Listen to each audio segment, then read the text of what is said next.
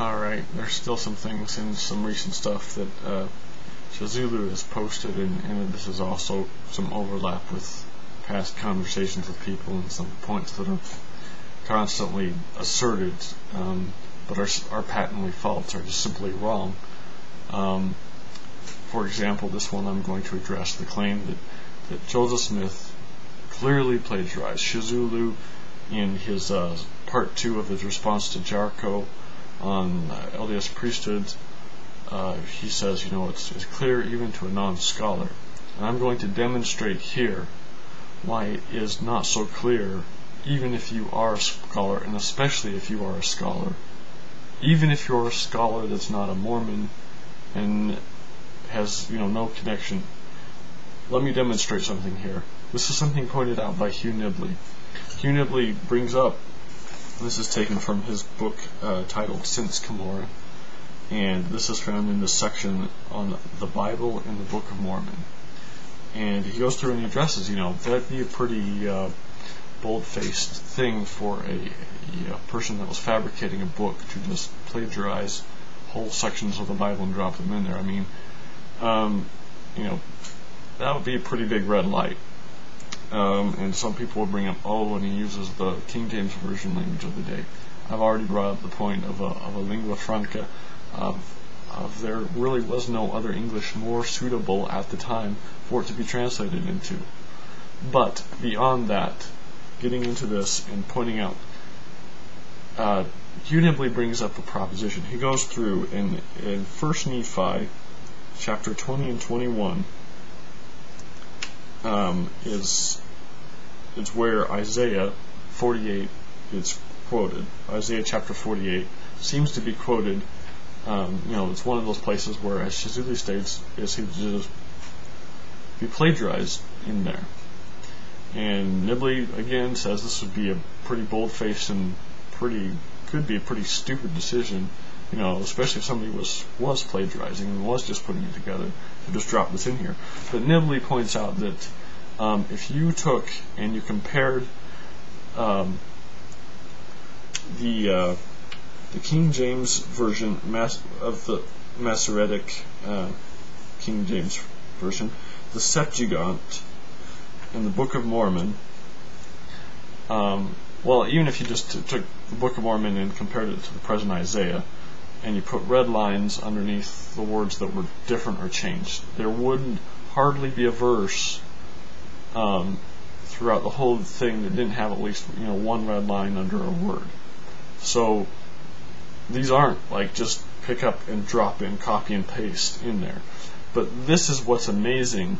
It's astounding, really, when you think about it, for the claim for it to be plagiarized, because the King James, the Masoretic text, and the Septuagint, and these are copies of this that weren't available to Joseph Smith.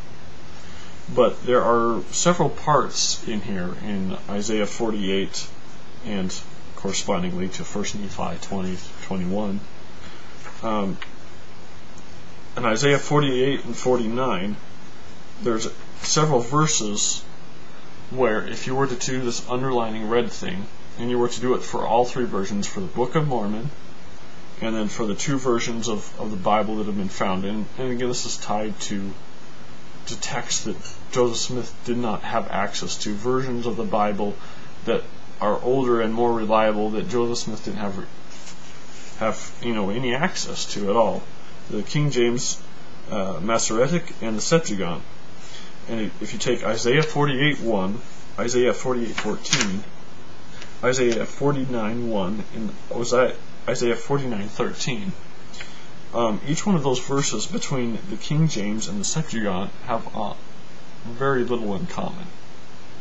They're quite different.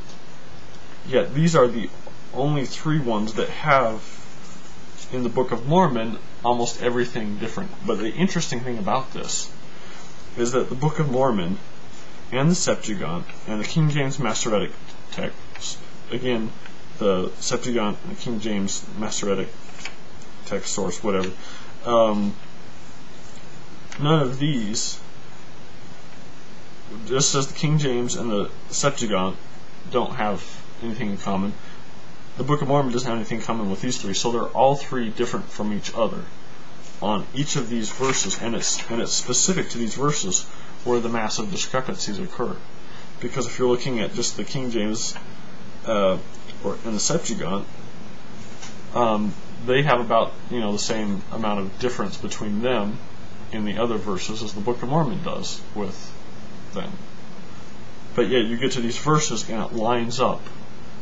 And so the whole claim that Joseph Smith plagiarized this, well, you've got here, between 2 chapters, you have 4 verses, and these are good-sized verses. I mean, these are good, large verses, and that Joseph Smith would happen to most substantially change between 2 chapters of Isaiah that are found in 1 Nephi chapter 20 and 21, and correspondingly in the Bible in Isaiah 48 and 49, that he would happen to choose, these 4 verses and change them is just, I mean, that's pretty amazing. I mean, if that was just happen chance, Joseph Smith was probably the luckiest man that ever lived then. Anyway, that's dealing with that. I'm going to jump into masses and masses of errors that Shazoolo is making on his priesthood response to Jericho. Even though Jericho made plenty of errors from what I've seen, and I believe it could be a language issue. I mean, English is clearly not his first language. I know in my Spanish, there's been often times where I thought I heard something, and it turned out to be quite the opposite of what I thought I heard. But I would urge you, Jericho, to be a bit more cautious in responding. I know there's a strong desire to respond quickly and definitively to things, but I'm not saying I'm perfect at all in anything.